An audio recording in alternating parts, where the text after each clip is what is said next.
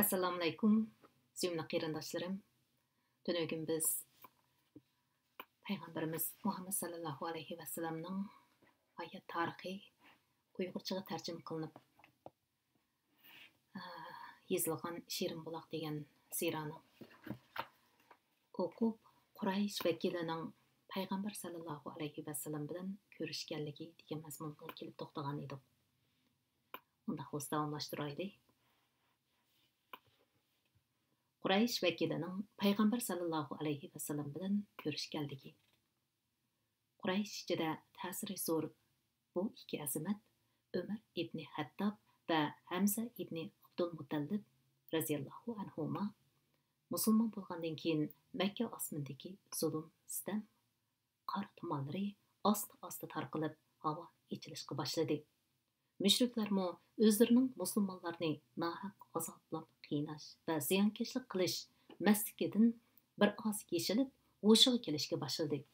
Ular Payg'ambar sallallohu alayhi va sallamning har qanday talabi bo'lsa, mumkin qadar o'rinlab, uning badaliga Payg'ambar sallallohu alayhi va sallam bilan diniy da'vatni to'xtatish haqida so'zlashishga urindi.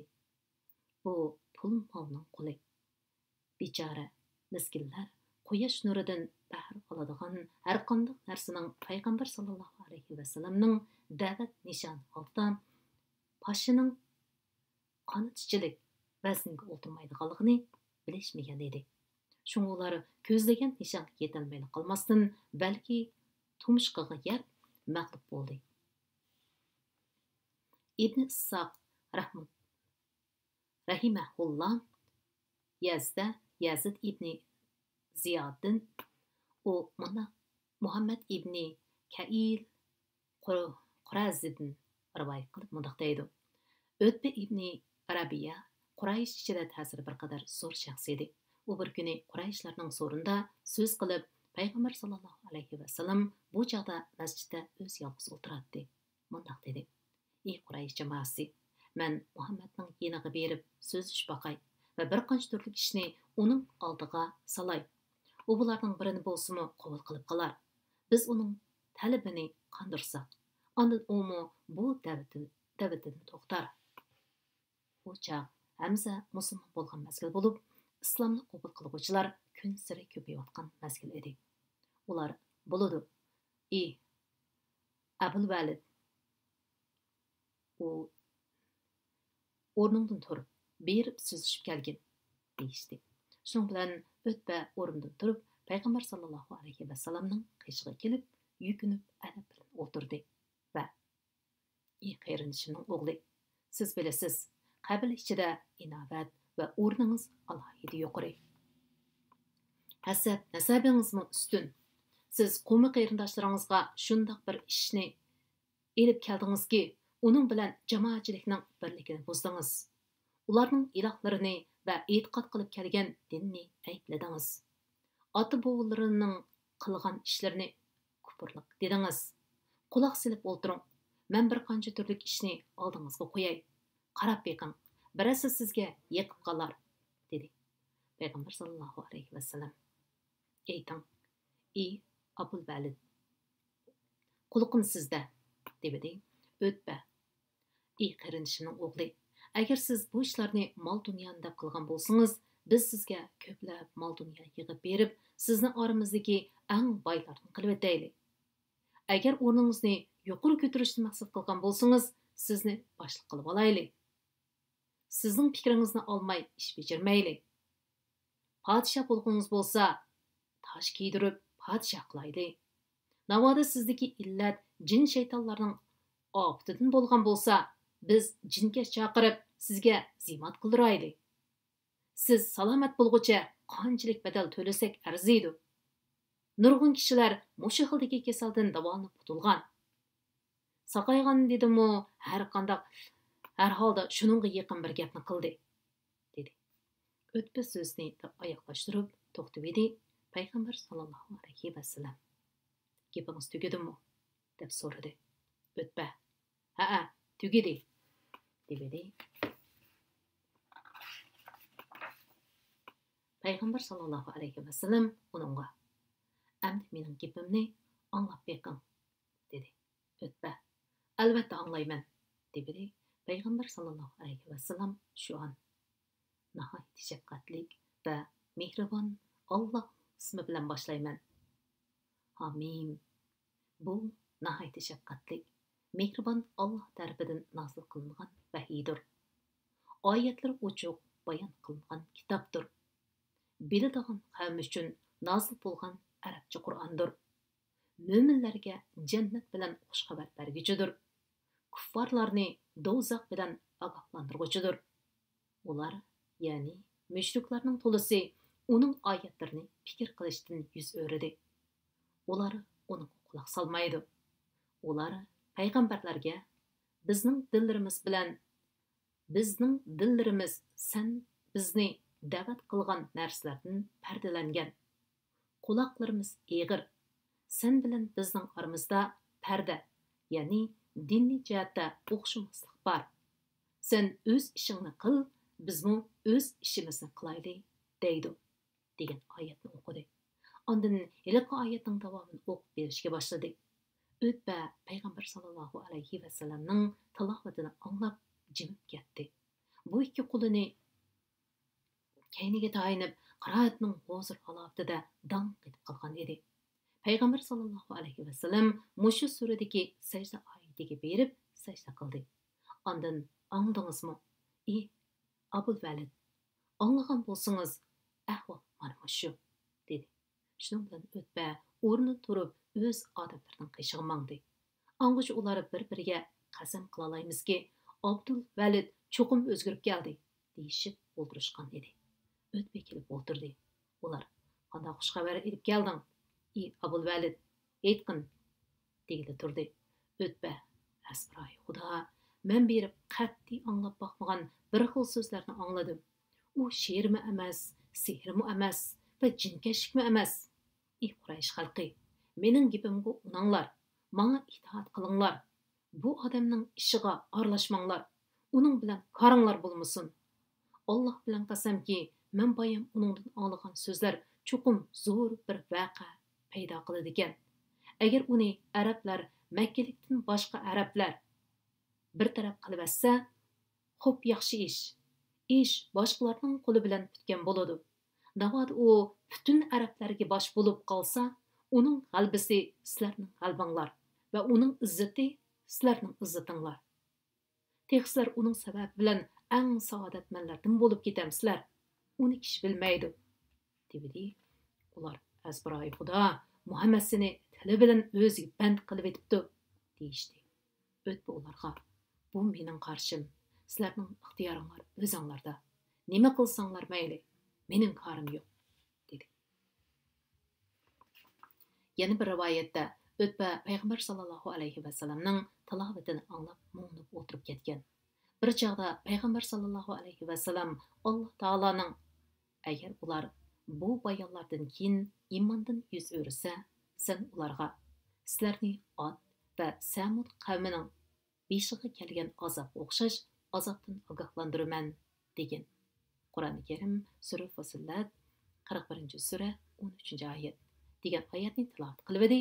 U cho'chib o'rnidan turib ketdi va payg'ambar sallallohu alayhi va sallamning og'zini tutilib, Xudo haqqi, urug' tuqqanchilikning hurmati, dedi. Uning bunday qilishi bayonqi oyatga ogohlantirilgan azob yana o'z beshiga kelib qolamdikin deb qattiq ansirganligidan edi. U yuqorqi ahvollardan keyin Qurayshlarning yeniga berib, yuqorqi so'zni qilgan, deyiladi. Abu Talibning Bani Hashim va Bani Mutallib jamoatlarini yiqqanligi. Vaziyat biroz o'ngshilib, shart-sharoit ancha-muncha yaxshilashga qarab yuzlangan bo'lsa-mu, lekin Abu Talib yanala o'z qarindishining o'g'lidan xotirjam bo'lolmayotdi. Chunki u oldingi bir mazgilda bo'lib o'tgan ishlarni bir-birlab ko'z oldidan o'tkazgan edi. U esiga oldiki, ular avval ochiqdan-ochiq Abu Talibga urushimiz deb tahdid soldi. Uningdan keyin qarindishining o'g'lini Amara ibn Validga almashtirish uchun so'tilishga urindi. Abu Jahil cho'ng bir toshni ko'tarib olib, payg'ambar sallallohu alayhi va sallamning qalbasini mechib etishga urindi. Uqba ibn Abi Muayyid Peygamber sallallahu aleyhi ve sellem'nin gelini rıdası bilen boğup öldürüp tasla kaldı. Ömer İbni Hattab Allah Taala onunğa hidayet vermegen bolsa, öydün kılıçını yalanlaşlap, bugün Muhammedni çokum öldürüp etimen dep çıqqan edi. Abu Talib bu bir qadar ishlarni har bir o'ylasa, shumliqning badbo'yi uning dimiqiga güppidi urildi-da, yuragi siqilib, ko'ngli boshqacha bo'lib qoladi. Uning qalasidan mushriklar mening iymon doiramga daxl taruz qilish va qarindishimning o'g'lini qasdlab o'ldirib etishi mumkin. U chaqda Umar, Hamza radhiyallohu anhularmu va yoki boshqalarmu amalsiz qilishi mumkin degan o'ylar neri ketmaydi. Abu Talibning o'ylaganlari o'rinli edi. Chunki ular shu vaqtlarda payg'ambar sallallohu alayhi vasallamni qasdlab o'ldirishni qaror qilishgan edi. Ularning bu qaroriga Alloh taolo Qur'onda ular Muhammad sallallohu alayhi vasallamga suiqasd qilishda bir ishni qaror qilgan bo'lsa, biz Muhammad sallallohu alayhi vasallamga yordam berishda bir ishni qaror qilamiz. Qur'oni Karim sura Zuhruf 43-sura 79-oyat deb ishorat berdi. Bundaq ahvolda Abu Talib qanday qilish kerak? U Quraysh doiralarining o'z qarindishining o'g'liga qarshi jamoat fikri to'plab, qara kuch bo'lib uyushayotganligini ko'rib, cho'ng buvisi Abdumanafning ikki o'g'lining avlodlari bo'lgan Bani Hashim jamoati bilan Bani Mutallib jamoatini yig'di va ularni qarindishining o'g'li Muhammad sallallohu alayhi vasallamni qo'g'dash va uningga xavf xatar yetib qilishning oldini olish uchun o'rtaq kuch chiqarishga chaqirdi. Natijada uning chaqirig'iga bu ikki jamoatning musulmonlarimi, kuffarlarimi arab urug'doshligi va tarafboslik ideyasi bilan ovoz qo'shdi. Bularning ichidan faqat Abu Lahabla bu taklifga qo'shilmay Quraysh tarafda turdi.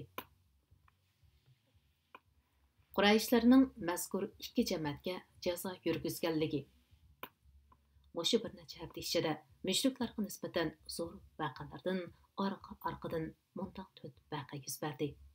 Hamza musulmon bo'lib oldi. Orqadanla Umar musulmon bo'lib ketdi. Payg'ambar sallallohu alayhi vasallam bo'lsa, ularning taklif loyihasiga qo'shilmay so'tilishni rad qildi. Amlikli bo'lsa, Bani Hashim jamoati bilan Bani Mutallib jamoati musulmon yoki g'ayri musulmon deb ayrilmay, hammasi Muhammad sallallohu alayhi vasallamni himoya qilish va uni jon tikib qo'llashga qasamyod qilishdi. Mushriklar bu o'zgarishlardan hayron qilishdi. Haqiqatan mu hayron qilishga tegishli ish bo'ldi. Chunki ular navoda Muhammad sallallohu alayhi vasallamni o'ldirib qo'ysa, Makka vodisiga qon to'lib oqadiganligini, hatto ikkili tarafning bir-birini tub yildizni quritib etish ehtimolligining borligini to'lib yetdi. Shun ular bu oqibatlarni o'ylab, bevosita qonliq urush orqali emas, balki boshqacha bir xil usul bilan bu ikki jamoat kishilarini jazolashga tutish qildi. Lekin ularning bu usuli ilgarigidan qabiy ham razil edi. Chekidan oshgan zulm, sitam ahdnomasi. Quraysh doiralari Vadilmu Asab bu yer nomi ekan. Ki Bani Kanana kengash markaziga yig'ilib, Bani Hashim va Bani Mutallib jamoatlari Muhammad sallallohu alayhi vasallamni o'limga tutib bermagicha bu ikki jamoat bilan to'ylashmaslik, savdo setiq qilmaslik, o'zaro uchrashish, aralashmaslik, bordigalda qilmaslik va uylarga kirib chiqmaslik, hatto salom qilmaslikqa qasamyod qilishdi. Va mushaqda maxsus bir ahdnom yezib, Bani Hashim jamoatidan qat'iy sulhi, ya'ni yarashish qabul qilmaslikqa va Muhammad sallallohu alayhi vasallamni rozmanlik bilan o'limga topshirmoqcha ularga ich og'ritmaslikqa hujjat to'qitishdi. Ibn Qayyum rahimahulloh mundaq deydi. Aytishlariga qaraganda hujjatning tekstini Mansur ibn Ikrama ibn Amir ibn Hashim yozgan.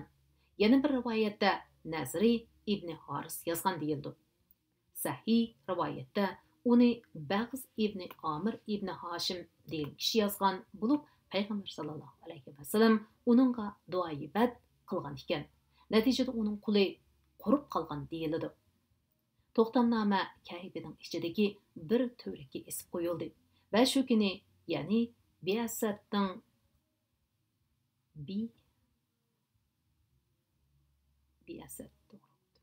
7-yili Muharram oyi ko'ringan kechasi Bani Hashim jamoati bilan Bani Mutallib jamoatining odamlari mayli musulmon bo'lsin yoki bo'lmasin, hammasi Abu Lahabdan boshqasi birdek Makkadagi Abu Talib jilg'isiga qamal qilindi. Abu Talib jilg'isidagi 3 yil qamal qattiq kuchaytirilib, ularning ochliq va boshqa oziq-tuliklari o'zib tashlandi. Mushriklar Makkaga kirgan ochliq va boshqa moddiy ashyolarni qo'ymay setib olganlikdan qiyinchilik shu darajada berib yetdiki, ular daraxtlarning yopirma qozonlarini va terlarning kirgatlarini yeyishga majbur bo'ldi.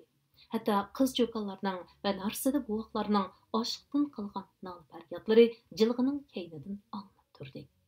Ularga yetkaziladigan turmush lozimatligi qish aqrabolar yoki inson parvar kishilar orqali intayin maxfiy ravishda yetkaziladi. Ular ehtiyojli narsa keraklarni setib olish uchun faqat harom oylardala jilg'ining sirtiga chiqa oladi. Chiqandimi Makkaning sirtiga chiqib setib olishga to'g'ri keladi. Chunki mushriklar Makka ichida mushu ikki jihatdan bir kishi narsa setib olmoqchi bo'lsa, ularni o'ldirmaslik uchun to'pilab pul qetib molning bahosini o'rnatdi. Hakim ibn Hizam ammachisi Xadija radhiyallohu anhaga pat bug'doy qator yemeklarni oz-to'la yetkazib berib turadi. Bir qitim Abu Jahil uchrab qilib uningga eslib oldi va uni bu ishdan cheklamoqchi bo'ldi. Abu Baxtari oraga tushib, ming taslikda hakimni yeliqi bug'doyni ammachisiga yetkazib berishga imkoniyat tug'dirib berdi. Abu Talib yuqorqi azob uqubatlarni tortib olgandan sirt yanada payg'ambar sallallohu alayhi vasallamdan xotirjam emas edi. U har kuni kech kirib, kishilar o'z kafilaridan o'rin olishga boshlaganda payg'ambar sallallohu alayhi vasallamga suiqasd qilish maqsadi borlarni boblash uchun uni yetib qilishga buyurdi. Qarong'i tushib, al oyog'i jimqandi bo'lsa, o'g'illaridan yoki o'z qarindoshlaridan va yoki nafr inalardan birini payg'ambar sallallohu alayhi vasallamning o'rnida yotqizib qo'yib, payg'ambar sallallohu alayhi vasallamni va uning o'rniga berib yetishga buyurdi. Payg'ambar sallallohu alayhi vasallam va musulmonlar haj mavsumida qamaldan bo'shinib chiqib, kishilar bilan uchrasha oladi va ularni islomga da'vat qiladi. Yana mushu ozgina kunlardagi da'vat jarayonidami Abu Lahabning nimalarni qilib yurdiganligini oldingi boblarda zikr qilib o'tdi. Yo'lsiz ahdinomining amaldan qoldirilishi. To'liq 3 yil o'tib ketdi. Vaziyat yana musulmonlarga foydasiz holda davomlashmoqda edi. Biasatning 10-yili Muharram oyida yeliqi tangsiz ahdinoma hujjati birdilla yirtib tashlanib, ittifoq buzildi. Uning jarayoni munda. Quraysh xalqi ichida mazkur ahdinomaga a'zo bo'lguvchilarmi, norozi bo'lguvchilarmi bor edi. Ularning ichidagi norozi bo'lguvchilar bu hujjatni amaldan qoldirib, uningga qo'l qo'yguchi ittifoqni buzib tashlash uchun yo'l mangdi. Bu ishni bosh bo'lib vujudga chiqaruvchi Amir ibn Lu'ay jamoatidan Hisham ibn Amru degan kishi edi. U Bani Hashim jamoati qamalda turayotgan mezgillarda ularga kechalari yushurin osh-ozuq yetkazib berib turgan edi. U bir kuni Zuhayr ibn Abi Umayya Mahzumi, uning onasi Atiyam Abu Talibning hamshirasi edi. Ning qishig'i berib, "Ey Zuhayr, sen to'yg'icha ya qonig'icha ichib o'tishga rozimi? Halbuki sening tog'laringning ahvoli ashundoq tursa," dedi Zuhayr uningga. Ey seni, men nima qila olaydim? Men degan bir odam tursam, ammo men bilan yana bir odam birga bo'lgan bo'lsa, asray xudo, cho'qim ashu tangsiz shartnomani bekor qilishga urinib ko'ratdim. Undaq bo'lsa, sen bilan birga turadigan odamni tepib bo'lding. U kim? U men. Yana bir odam izlab boqqin. Shundan Hisham Mut'im ibn Adinning qishiq bor. Va uningga Abdunofning o'pishda bo'lgan Bani Hashim va Bani Mutallib jamoatlari bilan bo'lgan urug' tuqqanchilik munosabatini eslatdi. Uning bir aql egasi turib, Qurayshlarning mushu zulmiga rozi bo'lib turganligiga tapa alomat qildi. Mut'im uningga: "Hay seni, men nima qila olaydim? Men degan birla odam tursam", dedi Hisham. Ikkinchisini mo topalaysan. U kim? U men. Undaq bo'lsa, uch bo'laylik. Yana birini izlab boqqin, deb bo'ldim. U kim? Zuhayr ibn Abi Umayya. Amiz to'rt bo'lsin. Yana birini izlab boqqin. Shun bilan u Abu Baxtari ibn Hishamning qishig'i bordi. Va uningga Mut'imga degandek gaplarni qildi. Va Abu Baxtari bu ishga ovoz qo'shadigan biror odam chiqarmi deb so'ragan edi. Hisham: albatta chiqadi. U kim? Zuhayr ibn Abi Umayya, Mut'im ibn Adi va men. Undaq bo'lsa, yanimiz izlab ko'rgin. Qancha ko'p bo'lsa, shuncha yaxshi. Bundan Hisham Zam'a ibn Asvad va ibn Mutallib ibn Asadning qishig'iga kelib, uningga shu haqda gap qildi. Ashu jazoga uchirg'uvchilar bilan bo'lgan yaqin urug' tuqqanchilik munosabatini aslatib, zimmisidagi haqlarni zikr qilib edi. Zam'a: sen deyotgan bu ishni qo'llaydigan biror odam bormidi? dedi Hisham. Ha, albatta bor, deb uningga yuqoriqilarning ismini aytdi. Shundan bilan ular Jun degan joyga yig'ilib, shu zo'ravonlar ittifoqining hujjatini amaldan qoldirishga, kuch chiqarishga kelishdi va buni tunji bo'lib Zuhayr o'tirib qo'ymoqchi bo'ldi. Atsa deganda hammaylan Quraysh kishilari bilan odatdagidek o'z so'rinlariga jam bo'lishdi. Zuhayr uchisiga esil bir to'nni kiyib kelib, Baytulloh, ya'ni Ka'ba ni 7 qitim tavob qildi. Ondan to'pqa qarab: "Makka xalqi, biz qo'rsqimiz to'q, kiyimimiz to'liq yuribotimiz. Bani Hashim jamoati yo o'z maylicha ololmay, yo sotolmay halok bo'lib ketyotidi.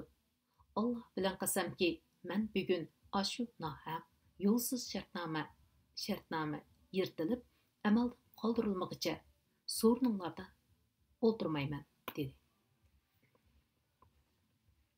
Abu Jahil masjidning bir bulungida o'tiratdi. Zuhayrning gapini anglab: "Yolg'onni qapshima, azbroyi xudo, uni hargiz yirtib tashlashga bo'lmaydi", dedi.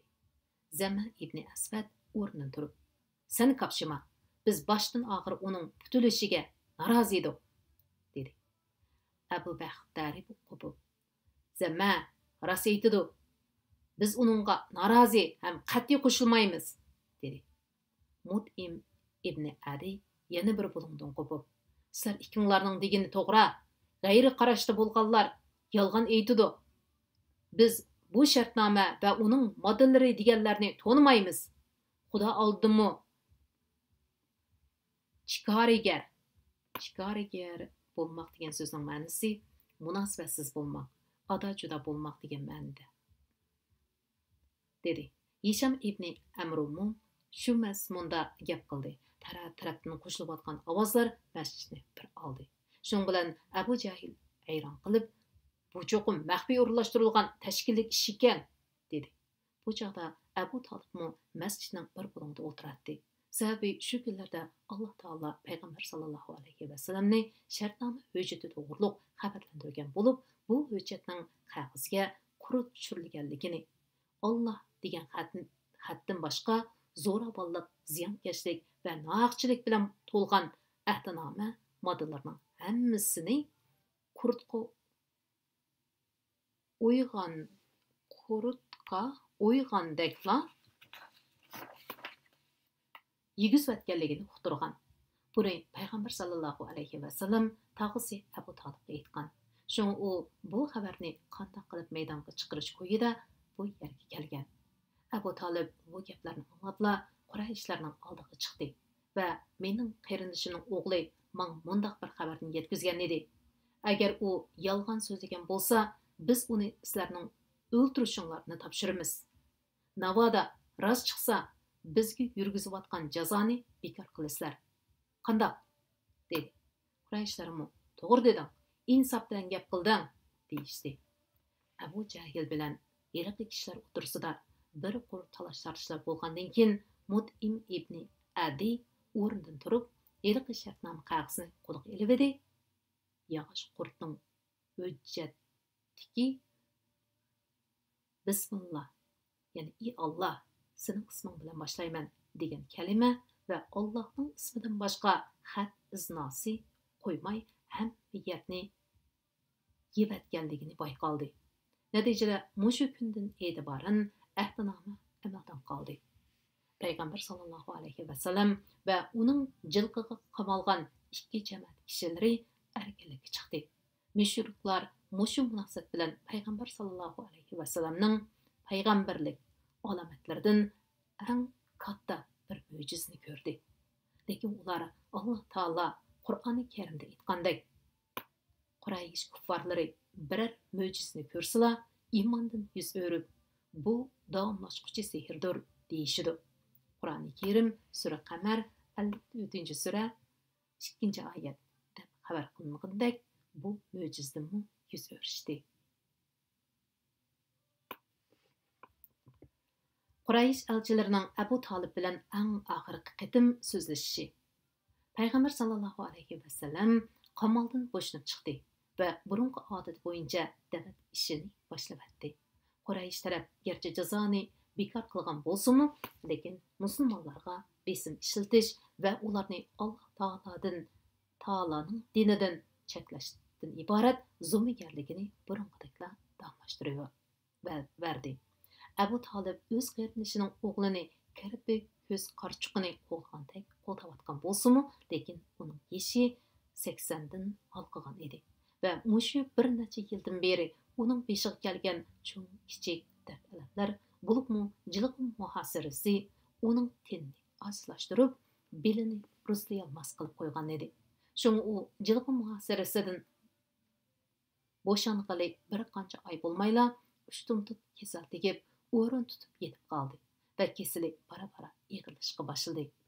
Bu chaqda mushriklar navoda Abu Talib o'tib ketgandan keyin uning atoq o'g'liga tegish qilsa, o'zlarining arablar orasida satnam bilan otlab qolishidan qo'rqib, Abu Talibning ko'z oldida payg'ambar sallallohu alayhi vasallam bilan yana bir qatim suhbatlashib ko'rishishga urindi va ilgari qoyil bo'lmay kelgan ba'zi masalalarda yo'l qo'ymoqchi bo'lishdi.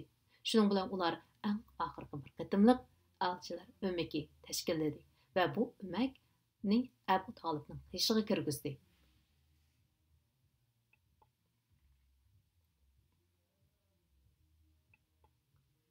İbn İshaq rahimullah mundaq deydi. Abu Talibning kesili ig'irlashib qolganligi Quraysh doiralariga yetib edi. Ular o'zaro fikrlashib, Umar bilan Hamza musulmon bo'lib ketib, Muhammadning ishi qabilalarning hammasiga tarqaldi. Shunga biz Abu Talibning qishig'i boraylik. Qarindishning o'g'lida bo'lsa, u tuzatsin. Bizda bo'lsa, biz tuzaylik. Asbiray Xudo, biz ularning qo'limizdagi huquqimizni tortib olishidan amin bo'la olmaymiz, deyishdi.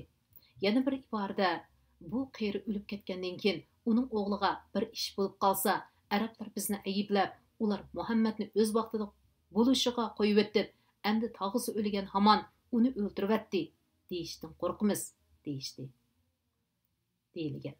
Shuning bilan Utba ibn Rabi'a, Shayba ibn Rabi'a, Abu Jahil ibn Hashim, Muayya ibn Halaf va Abu Sufyan ibn Har qatorliq cho'ng qatiboshlar va qabila sardorlaridan bo'lib, necha 10 kishi, ular taxminan 25 odam edi.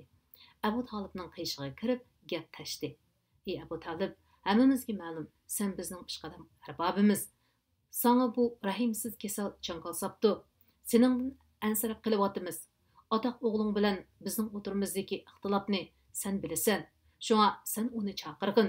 Bizda bo'lsa ochiq dabergin. Biz tuztayli. Agar uningda bo'lsa, u tuzatsin. U bizga chaqilmasin. Bizmi uningga chaqilmayli. U bizning dinimizni ayblamasin. Bizningmi uning dini bilan qarimiz bo'lmasin. Shuning bilan Abu Talib payg'ambar sallallohu alayhi vasallamga odam avatib chaqirib keldi va iqrindishimning o'g'li, bilasan, o'ltirganlar o'z qo'yma. Jamoatimizning qatillari, ular ba'zi ishlarda sana yo'l qo'ymoqchi va ba'zi ishlarda seni to'smoqchi bo'lib ketdi, dedi. Ondan uningga Quraysh elchilari u kelishining oldida aytganlari va ikki taraf bir-biriga chekilmas taklifini o'tirib qo'yganligini uqtirdi. Payg'ambar sallallohu alayhi vasallam ularga, qaranglar, men sizlarga bir jumla so'z qilay. Agar uni qabul qilsanglar, arablarga shaq bo'lasizlar. Ajamlar, ya'ni ma'nosi g'ayri arab, sizlarga al bo'ladi, dedi. Yana bir iborada payg'ambar sallallohu alayhi vasallam Abu Talibning ilk so'ziga javoban, men ularning mundaq bir jumla so'z kelishga taklif qilaman. Ular buni qabul qilsa, butun arablar ularga bo'ysundi va ajamlar boj jazo topshiradi, dedi. Uchinchi bir iborada payg'ambar sallallohu alayhi vasallam Abu Talibga, itaga, sen ularga yaxshilik ilib keladigan bir so'zga da'vat qilsang bo'lmamdi, degan. Abu Talib payg'ambar sallallohu alayhi vasallamga, ularni nimaga da'vat qilasan, deganda payg'ambar sallallohu alayhi vasallam ularni butun arablarga xo'jayin bo'la oladigan, ajamlarni aniq qila oladigan bir so'zni deyishga da'vat qilaman, dedi. Ibn Issoq rahimahullohning rivoyatida payg'ambar sallallohu alayhi vasallam ularga, sizlar mundaq bir jumla so'zga birlikka kelsanglar, butun arablarga xo'jayin bo'lasizlar. Ajamlarmi al bo'ladi, degan. Payg'ambar sallallohu alayhi vasallam bu gapni degandan keyin ular jimiblik qilishgan va foydasi muncha ko'p bir eg'iz gapni rad qilishni bilolmay hayron bo'lishgan. Ondan Abu Jahil, qaysi so'z u? Otang bilan qasamki, hali u bir ekan 10 kalima bo'lsimi deymiz. Sen bilan birlikda kelalaymiz, degan. Payg'ambar sallallohu alayhi vasallam, la ilaha illalloh, bir Allohdan boshqa ma'bud bir haq yo'q deysizlar va Allohdan boshqa ma'budlarni qat'iy tashlaysizlar, deganda ular qo'llarini bulanglashtirib, ey Muhammad, sen bizning nurg'un ilohlarimizni bir iloh qilib bermoqchimi? Sening bu ishing ajab qiziq ishkan, deyishgan. Anda ular o'zaro, azbiroy xudo, bu odam biz ko'zlagan nishonning hech biriga qo'shilmaydiganda qiladi. Shunga hammamiz qaytib ketib, ajdodlarimizning an'anaviy diniga mahkam islab mangayli. Alloh bir kuni biz bilan uning o'tirisini ayirib qo'yar, deyishib tarib ketishgan. Shuning bilan ular haqida tuvandagi oyat nozil qilingan. Shonli Qur'on bilan qasamki, bu Qur'on haqiqatan mo'jizadir. Balki kuffarlar iymondan bosh tortmoqda va payg'ambar sallallohu alayhi vasallamga muxolifatchilik qilmoqda. Ulardan ilgari kufri tufaylidan nurg'un ummatlarni halok qildik. Ular azobni ko'rganda faryod qildi. Halbuki bu qochadigan vaqt emas. Ularga o'zlarining ichidan bir ogohlantiruvchi, ya'ni payg'ambar kelganligiga ular hayron qilishdi. Kuffarlar aytdi, bu bir yolg'onchi sehrgardir. U nurg'un ilohlarni bir iloh qilmoqchimi? Bu haqiqatan g'alati ish. Ularning, ya'ni Qurayshning qatillari so'rinlaridan qo'zg'alib chiqib aytdi, sizlar meninglar, ma'budlaringlarga ibodat qilishda ching turinglar. Bu haqiqatan bizdan irod qilinadigan bir ish. Ya'ni Muhammad sizlarni dininglardan tandirib, sizlarga o'zining ustunlik xoslanishini iroda qiladi. Buni biz boshqa bir dindan, ya'ni Nasara dindikilardan anglamadik. Bu faqat o'ydirmadir. Qur'oni Karim, Sura Sad, 38 sura, 1-dan 7-gacha bo'lgan oyatlar. Assalomu suyimli qarindoshlarim. Bugungi bevosita anglitishimiz, yana bevosita sira o'qishligimiz o'sha yerda to'xtasin deb o'yladim. Kechirsizlar, kitobni o'qishni boshlagan vaqtda atrofim jimjit edi. Tuyuqsiz orliqda qo'shnim muzikani yuqori qo'yibdi. Muzika anglanmagandi deb o'ylayman. Anglab qolsim, kechirishinglarni, to'g'ri tushunishinglarni umid qilaman. Ma'qulamsa, adiliga mushu vaqtda kitob o'qish munbirimizga diqqatingizni bergaysiz. Allohga emanet.